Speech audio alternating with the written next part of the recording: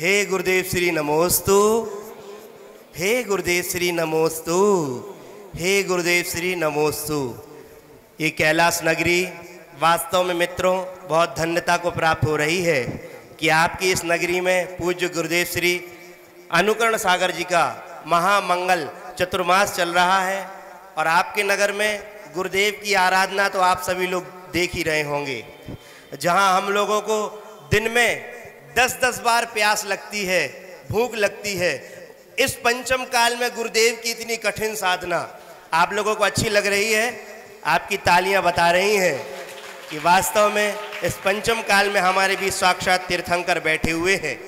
मैं गुरुदेव श्री को नमन करता हूं और लीजिए इस नाटिका को हम प्रारंभ करते हैं। मैं बहुत बहुत पूरी कमेटी को धन्यवाद देना चाहता हूं जिन्होंने इतनी अच्छी व्यवस्था बनाई।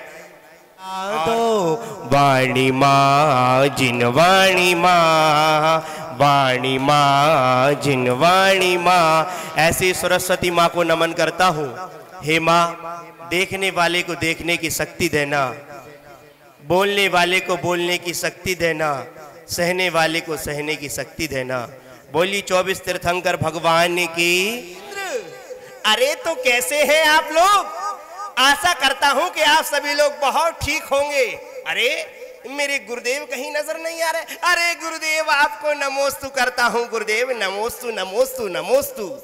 आहा हा हा हा, पंचम काल में इतनी कठिन साधना गुरुदेव की मैं तो बारंबार नमोस्तु करता हूं।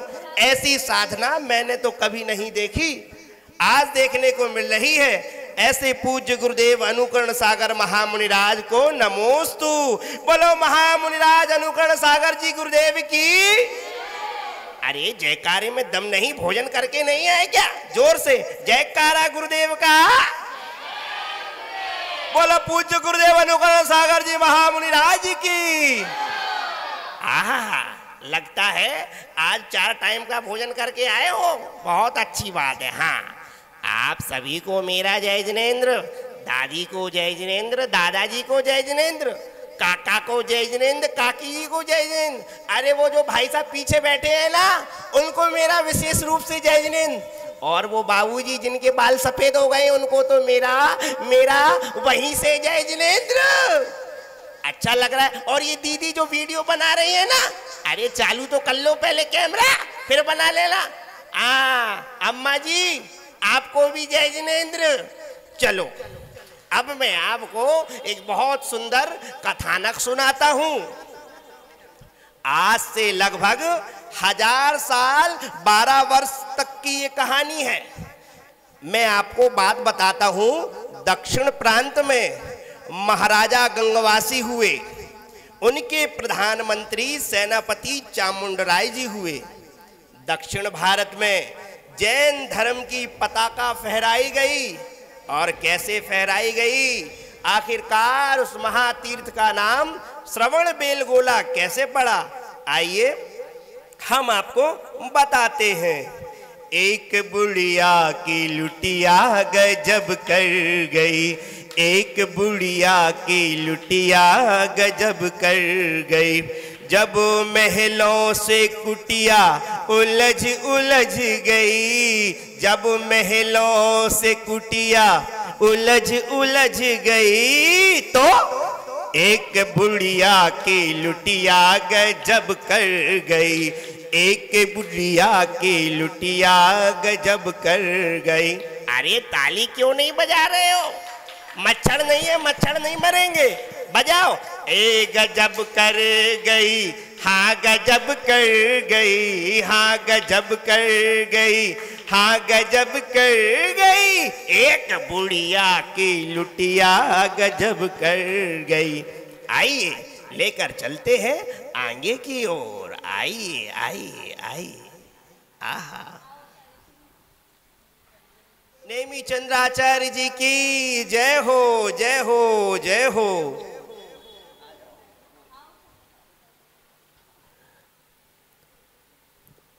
बहुत समय पुरानी बात है, जब राजा ऋषभदेव, उनको जब वैराग्य होने लगा, जब वह भगवान बनने का प्रयत्न करने लगे, तो उन्होंने अपने दोनों पुत्र, ज्येष्ठ पुत्र महाराज भरत को अयोध्या का राज्य और अनुज पुत्र बाहुबली को पोदनपुर का राज्य सौंप दिया। कुछ समय बाद महाराज भरत को, जो कि अयोध्या में निवास करते थे, उन्हें चक्र रत्न की प्राप्ति हुई। जब वह चक्र रत्न की प्राप्ति होने के पश्चात दिग्विजय यात्रा को निकले तो उन्होंने देखा कि एक के बाद एक सभी राजागणों ने उनकी अधीनता स्वीकार कर ली और अधीनता स्वीकार करते करते करते करते सभी राजागण उनके चरणों में नतमस्तक होते गए। और जैसे ही नतमस्तक होते गए उनको बड़ी प्रसन्नता हुई। तभी कुछ समय बाद वह अपने अयोध्या नगरी में जैसे ही लौटने लगे वैसे ही चक्र रत्न रुक गया। और पता चला कि चक्र रत्न रुकने का क्या कारण है। जैसे ही राज ऋषि के माध्यम से ज्ञात हुआ, तभी एक दूत के माध्यम से सूचना भेजी गई कि उनके ही अनुज भ्राता ने उनकी अधीनता स्वीकार नहीं की। और जैसे ही महाराज पोदनपुर नरेश बाहुबली के पास संदेशा भिजवाया गया, तब उन्होंने अधीनता स्वीकार करने के लिए मना कर दिया। उन्होंने कहा कि अगर राजा होने के नाते इन्होंने संदेश भिजवाया है तो मैं कदापि नहीं झुकूंगा। अगर यही संदेशा एक भ्राता होने के नाते भिजवाते तो मैं सर्वस्व समर्पण कर देता। दोनों में भयंकर युद्ध हुआ। अर्थात 3 युद्ध के बाद महाराज भरत चक्र रत्न से प्रहार करते हैं और वह 3 प्रदक्षिणा देकर वापस आ जाता है। तब पोदनपुर नरेश महाराज बाहुबली वैराग्य उत्पन्न कर लेते हैं और तपस्या करने लग जाते हैं। कुछ समय बाद उन्हें ये सल्ह होती है कि मैं भरतेश की भूमि पर खड़ा हुआ हूँ। तब महाराज भरतेश वहाँ जाकर उन्हें बताते हैं कि यह भूमि किसी की नहीं है। तब उन्हें केवल ज्ञान की प्राप्ति होती है। और जैसे ही उनकी शल्य हट जाती है, केवल ज्ञान की प्राप्ति हो जाती है, सभी लोग उनका जयकारा लगाने लगते हैं। बोलो बाहुबली भगवान की। इसी कथानक को आगे की ओर लेकर चलते हैं। बहुत पुरानी वह मूर्ति। गुरुदेव श्री, वो मूर्ति के दर्शन अब हमें कब होंगे? वह मूर्ति तो कई घने जंगल में खो चुकी है। क्या अब हमें उनके दर्शन नहीं प्राप्त हो सकते? अब तो उस मूर्ति को ढूंढना ऐसा है जैसे किसी घने जंगल में एक सुई को ढूंढना। हाँ, लेकिन अगर वो कोई मूर्ति सच्चे मन से ढूंढना चाहे तो उसे वह मूर्ति अवश्य मिलेगी। जी गुरुदेव। अब मैं चलता हूँ। करके मैं प्रभु के दर्शन करूंगी। मुझे उस मूर्ति के दर्शन अवश्य करने हैं। अगर मुझे दर्शन प्राप्त नहीं होंगे तो मेरे नयन चैन को प्राप्त नहीं कर पाएंगे। माँ, जय जिनेन्द्र माँ। जय जिनेन्द्र बेटा। माँ, कैसी हो आप? ठीक हूँ बेटा मैं। माँ, मैं देख रहा हूँ कि आप कुछ समय से चिंतित दिखाई देती हो। नहीं नहीं, ऐसी कोई बात नहीं है। माँ, मैं जब से आपको देखता हूँ आप हमेशा प्रसन्न रहा करती थी। आपके चेहरे पे कोई उदासी नहीं रहती थी। अचानक से आज आपको क्या हो गया माँ? बेटा, महाराज जी ने मुझे बताया कि बहुत सुंदर मूर्ति है जो कहीं जंगलों में खो गई है। अरे माता, आप भी महाराजों की बातों में आ जाती हो। कहाँ होगी वह मूर्ति? बेटा, महाराज ने कहा है वह बहुत बहुत अच्छी मूर्ति है और उसके दर्शन मुझे अवश्य हो सकते हैं, लेकिन उसके लिए मुझे जंगल में जाना होगा। माँ, वहाँ जंगली जानवर होंगे। अगर हम वहाँ जाएंगे भी तो जानवर हमें खा लेंगे। माँ, माँ, मैं आपको बता रहा हूँ कि वह मूर्ति आपको अब नहीं मिल सकती। मुझे तुमसे यही उम्मीद थी बेटा। मुझे आज पता चला कि मैंने एक कायर को जन्म दिया है। माँ, आप ऐसा मत कहो माँ। मैं चाहता हूं कि आप धर्म करो। आप धर्म के लिए जो कुछ भी करना है आप तत्पर रहो। माँ, आपके लिए मैं भी अपने प्राणों का बलिदान देने के लिए तत्पर हूं माँ। आप चिंतित मत हो माँ। लेकिन अगर कोई मुझे सही दिशा दिखाए तो मैं उस दिशा में जाने को तत्पर हूं। बेटा, वह मूर्ति अवश्य मिलेगी। हमारे गुरुदेव हैं। गुरुदेव वह दिशा अवश्य दिखाएंगे, अवश्य दिखाएंगे। ठीक है माँ, तो अभी इसी क्षण हम चलते हैं गुरुदेव के पास। माँ, मुझे क्षमा करना, मैंने आपसे इस तरह की वार्ता की। मैं नहीं जानता था कि आपको धर्म से इतना अधिक लगाव है। चलो माँ, हम चलते हैं, चलते हैं। हाँ बेटा, चलो चलो चलो। नमोस्तु गुरुदेव। नमोस्तु गुरुदेव। आओ, बैठो, आओ, बैठ जाओ, बैठ जाओ। हे गुरुदेव श्री, नमोस्तु।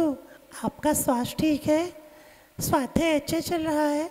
हाँ हाँ, हम ठीक हैं। स्वाध्याय भी अच्छा चल रहा है। आप लोग भी ठीक है ना? हाँ, हम भी ठीक हैं। बहुत को आयुष्मान भवा, धर्म वृद्धि हो। गुरुदेव श्री, मैं वह मूर्ति का पता लगाना चाहता हूं। अगर आपकी आज्ञा हो तो मैं दक्षिण भारत में घूमकर उस मूर्ति का पता अवश्य लगाना चाहता हूं। लेकिन वह मूर्ति तो कहीं जंगल में खो गई है। अब वह मूर्ति मिलना इतना आसान नहीं है। नहीं, आप मुझे बस बताएं कि मुझे कहां जाना पड़ेगा। मैं उस मूर्ति को अवश्य ढूंढूंगा। हे गुरुदेव, आप अपना आशीष बनाकर रखें। ठीक है, अगर तुम्हारी भावना इतनी अच्छी है तो हम सब वहां पर चलेंगे और मूर्ति को खोजेंगे। जी हाँ गुरुदेव, आपकी जैसी आज्ञा। और इस तरह सभी लोग मूर्ति को खोजने के लिए निकल पड़ते हैं।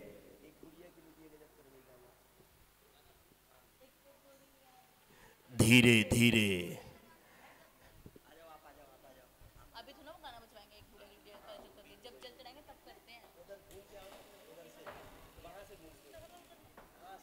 तो नहीं गए आप लोग? अरे आंखें खोलो, अरे कुछ तो बोलो भैया, सो तो नहीं गए? बाबूजी, आप तो नहीं सो गए? किसी को सोना नहीं है अभी? हाँ, आखिरकार आज जानना ही है कि भाई प्यारी सी मूर्ति कहाँ पे मिलेगी। हाँ भैया, सभी लोग मूर्ति ढूंढने के लिए गए और मूर्ति मिल जाएगी तो फिर आनंद ही आनंद है। पता नहीं वह मूर्ति कैसे मिलेगी। आप लोग भी सोच रहे होंगे यही। क्यों बिटिया रानी, तुम भी यही सोच रही हो? तुम भी यही सोच रही हो ना? हैं अब आगे क्या होता है। आइए आइए आइए। गुरुदेव, अभी तक वह मूर्ति नहीं मिली गुरुदेव। आखिरकार वह मूर्ति कब मिलेगी गुरुदेव? कितना समय हो गया गुरुदेव, क्या करूं, अब कुछ भी समझ नहीं आ रहा गुरुदेव। आप ही बताइए गुरुदेव, अब मैं क्या करूं? मैं तो बहुत उत्सुक हूं कि मुझे वह मूर्ति के दर्शन हो, लेकिन इतने दिन बीतने के बाद भी प्रतिमा नहीं मिल रही है गुरुदेव। अब मैं क्या करूं? हाँ हाँ, आइए अब हम दक्षिण की ओर चलते हैं। आज यही विश्राम कर लो। मुझे लगता है मूर्ति अवश्य मिलेगी। हाँ, मैं यही विश्राम कर लेता हूँ। मैं सामायिक के लिए जाता हूँ।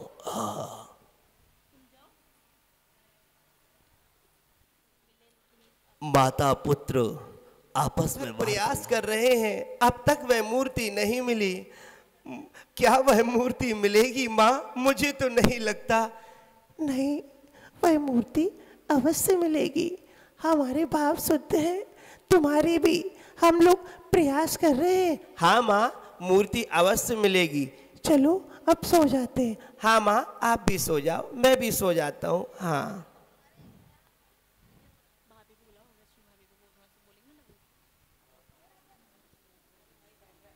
उन्हें स्वप्न आता है, स्वप्न में एक देवी आती है, और क्या स्वप्न में क्या कहती हैं देवी, आइए देखते हैं।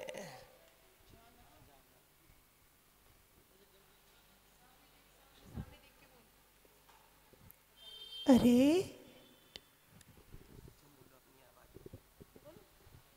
अरे सेनापति पुत्र, जिस मूर्ति की तलाश में तुम हो वह मूर्ति दक्षिण दिशा की चट्टान पर है, जिसमें तुम अपना बाण चलाओगे, और जिस दिशा पे बाण लगेगा पुत्र, उसी दिशा में वह मूर्ति है। उठो पुत्र उठो, अपनी हिम्मत ना हारो ऐसे। माँ माँ उठो, माँ उठो। क्या हुआ? माँ, मैंने स्वप्न देखा माँ। स्वप्न तो मैंने भी देखा। क्या देखा माँ आपने? मुझे लगता है शायद मेरा वाला ही स्वप्न आपको आया होगा। मैंने देखा कि एक देवी मूर्ति के बारे में बता रहे हैं। हाँ माँ, ऐसा ही स्वप्न मुझे आया। उन्होंने कहा कि वहां पर जाकर बाण चलाना है, पर्वत पर जाकर, चंद्रगिरी पर्वत पर जाकर बाण चलाना है, विंध्यगिरी पर्वत पर। हाँ हाँ हाँ। चलो माँ, गुरुदेव के पास चलते हैं। चलो चलो। हाँ बेटा। बेटा तुम्हारी टोपी कहाँ गई? माँ, मेरी टोपी यहीं होगी।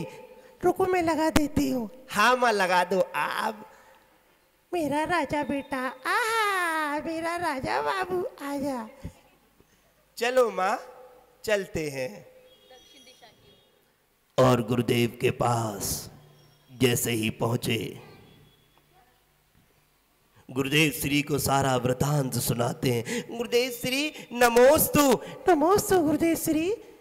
गुरुदेव श्री, रात में हमें स्वप्न आया कि चंद्रगिरी पर्वत पर खड़े होकर विंध्यगिरी पर्वत पर बाण चलाना है, जहां पर हमें बाहुबली भगवान का अवलोकन होगा, दक्षिण दिशा की ओर। वाह वाह वाह, अति उत्तम, धर्म वृद्धि हो, ये तो बहुत अच्छी बात है। चलो हम चलते हैं, चलते हैं। हाँ गुरुदेव, आइए आइए गुरुदेव, आइए। देखते हैं।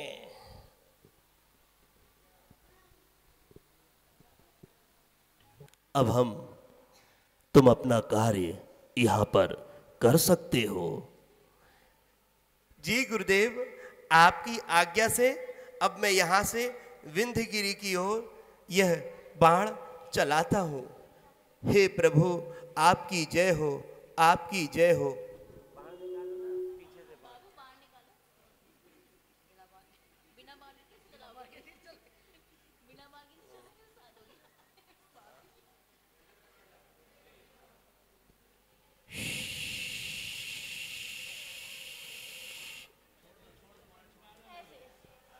जय हो जय हो जय हो जय हो जय हो।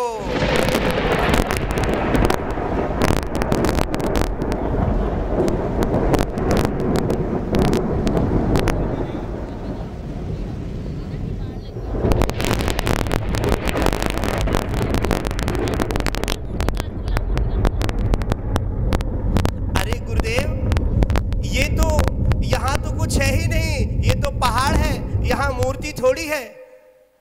अरे तुम कारीगर को बुलाना, ये मूर्ति का स्वरूप बना हुआ है और कारीगर इस मूर्ति का निर्माण करेगा। जी गुरुदेव, जैसी आपकी आज्ञा। ठीक है, अब मैं चलता हूँ। जी गुरुदेव, जैसी आपकी आज्ञा। दूत जाओ और एक उचित कारीगर को बुलाकर लाओ जो मूर्ति का बहुत सलीके से निर्माण कर सके। अरे आपने आदेश दिया महाराज, मैं यूं गया और यूं आया। है महाराज, अब आदेश तो दे, मैं आंधी की तरह जाऊंगा और तूफान की तरह वापस आऊंगा। महाराज अब आज्ञा दे मुझे। आज्ञा है, जाओ। ठीक है महाराज, मैं अभी गाड़ी स्टार्ट करता हूँ अपनी। फचिक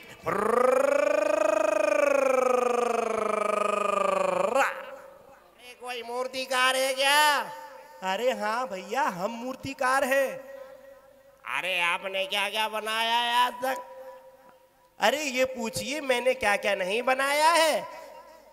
आपने आगरा के ताजमहल का नाम सुना है? हैं, आगरा के ताजमहल का नाम? हाँ हाँ, आगरा के ताजमहल का नाम।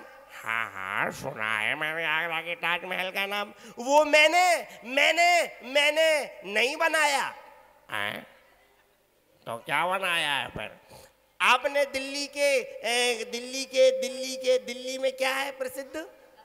लाल किला का नाम सुना है? हाँ हाँ सुना है। वही तो मैंने नहीं बनाया है। अरे भैया, जब कुछ भी नहीं बनाया तो यहाँ क्या गरम जलेबी बनाने आ गया है? अरे ये बता, तूने मूर्ति का निर्माण करवाना है, कर देगा? अरे ऐसी मूर्ति का निर्माण करवाऊंगा कि आप भी देखते रह जाएंगे। मैं स्वयं कारीगर हूँ, पहले बताइए तो सही। ठीक है, चलो हमारे महाराज के पास आओ। ठीक है, आ जाओ। क्या हो महाराज आपकी? ये देखो कारीगर ले आया मैं। अच्छा, तो तुम मूर्ति बना लोगे? हाँ महाराज, मैं मूर्ति बहुत अच्छे से बना लूंगा, आप बस मुझे आदेश दें। वो देखो सामने जो मूर्ति पहाड़ दिख रहा है ना, वह उसकी मूर्ति बनानी है। अरे महाराज, आप कैसी बात कर रहे हैं? अगर उसको मूर्ति बनाना पड़ेगा तो महाराज उसके लिए बहुत कारीगर लगेंगे और बहुत रुपए लगेंगे, बहुत धनराशि लगेगी। आप धनराशि की चिंता ना करें। आप जितना उसमें से पत्थर निकालेंगे उससे भी अधिक आपको स्वर्ण मिलेगा। सोना चांदी स्वर्ण आभूषण, आपको जो कुछ चाहिए सब मिलेगा। लगता है ये राजा बहुत ज़्यादा धार्मिक है या इसमें कुछ समस्या उत्पन्न हो रही है। सब कुछ देने को तत्पर है, पता नहीं क्या है। ठीक है, मेरा क्या, मैं भी ले लेता हूँ। ठीक है महाराज, आपकी आज्ञा है तो मैं कार्य शुरू कर दूंगा। ठीक है, तुम कार्य को शुरू कीजिए। जैसी आपकी आज्ञा।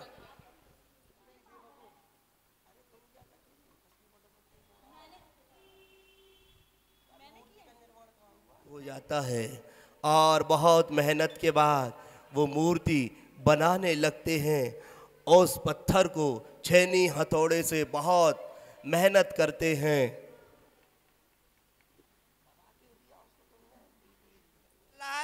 आप देखिए मूर्ति कैसी लगी।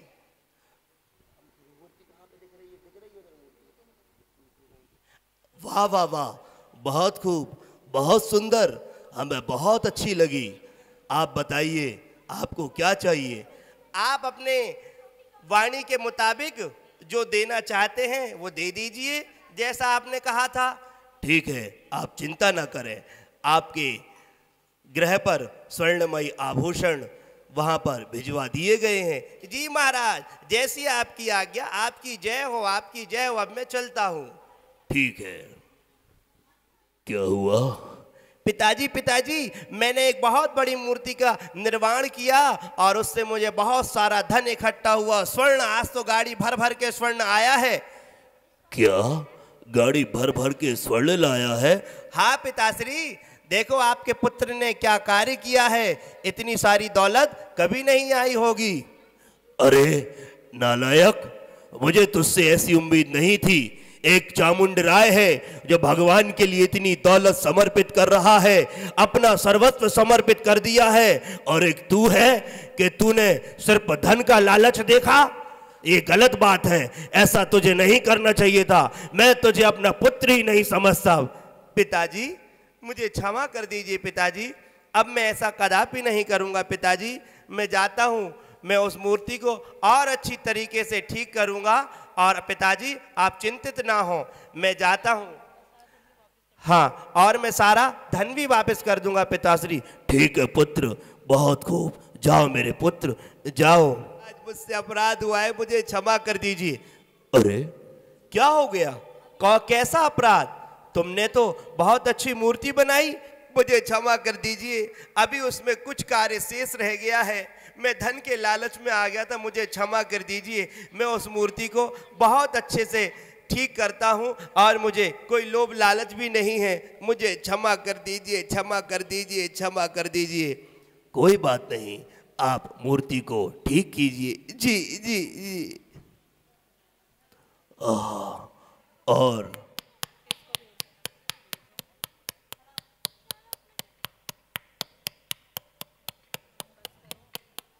यहाँ पर आ जाया करते हैं।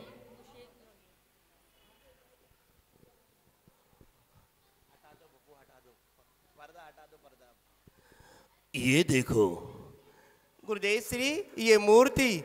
वाह वाह वाह वाह वाह, अद्भुत।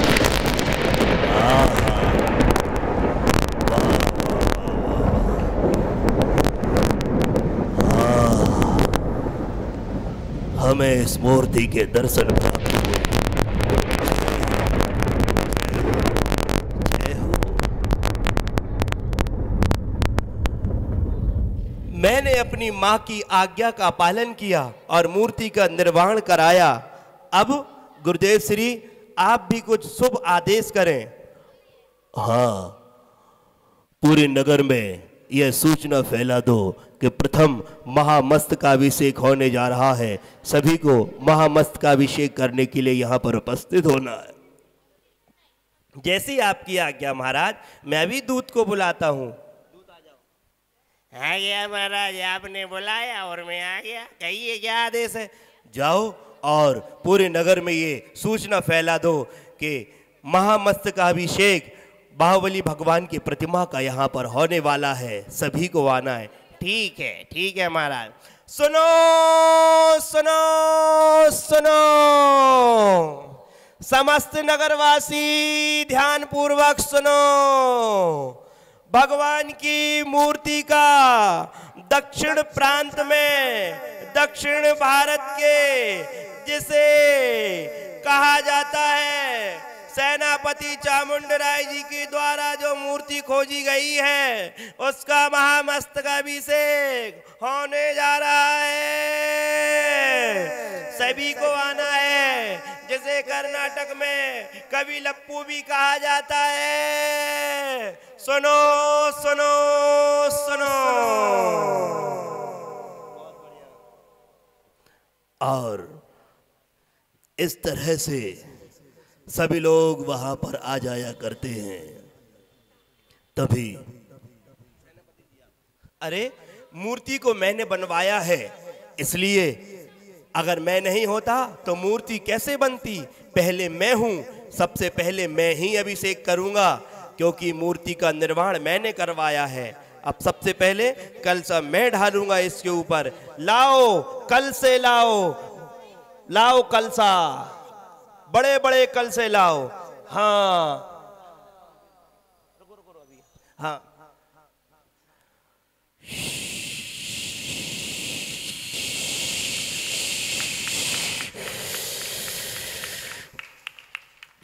अरे ये क्या। कलशे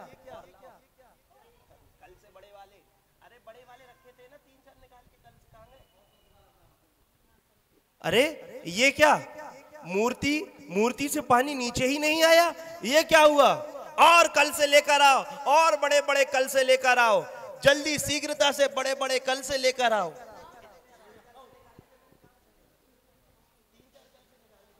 लाओ। हाँ,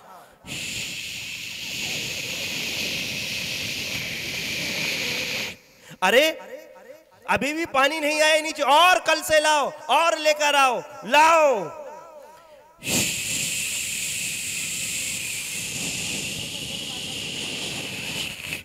अरे और कल से लाओ शीघ्रता से। यह क्या हो रहा है, पानी नीचे तक ही नहीं जा रहा है।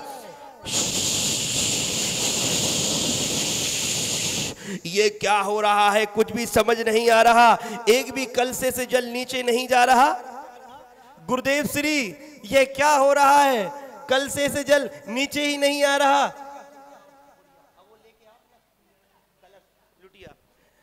गुरुदेव श्री, मूर्ति से जल नीचे ही नहीं आ रहा। मैंने एक नहीं कितने सारे अनेक कलशों से जल, उनके ऊपर जल डाला, परंतु जल नीचे ही प्रवाहमान नहीं हो रहा, ऊपर ही ऊपर जा रहा है। हे गुरुदेव श्री, क्या करूं, मुझे कुछ भी समझ नहीं आ रहा। ऐसा क्यों हो रहा है गुरुदेव, ऐसा क्यों हो रहा है?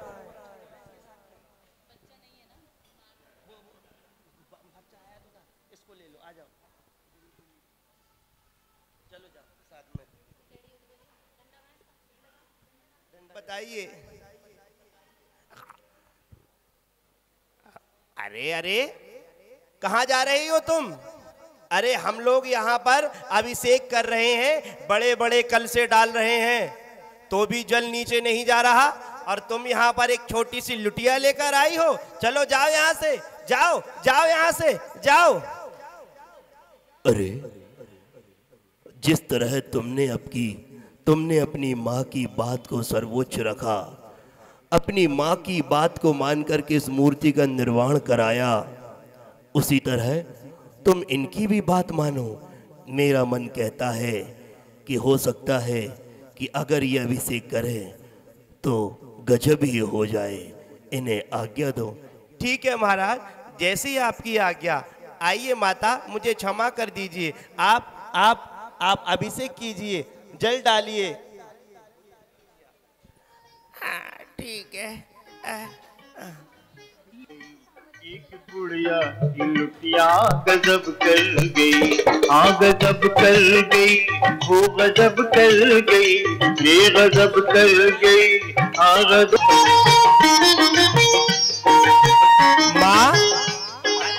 माँ, अब तो आप खुश हैं ना? आपकी मनोकामना पूर्ण हो गई?